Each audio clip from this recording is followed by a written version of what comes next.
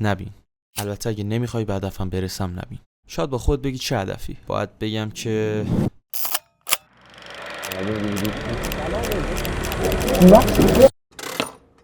همه چیز از اینجا شروع شد. 5 سال قبل با اینکه خسته بودم ولی مثل همیشه باید از خواب بیدار میشدم و میرفتم مدرسه. بعد از تقریبا 1 سال ادیت کردن اونجا بود که جرقه کارم خورد و امیر ایجی کینگ ادیتور میخواست. ادیت توسط آرتی. بعد از گذشت 5 سال و حدود 4 سال ادیت کردن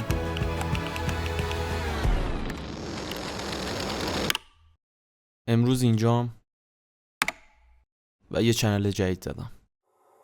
چالشی که برای خودم گذاشتم اینه که توی کمتر از 1 سال به 10,000 تا سابسکرایبر برسیم. اگه میخوای توی این راه کمکم کنی حتما دکمه سابسکرایب و زنگوله کنارش رو بزن و این ویدیو رو هم لایک کن.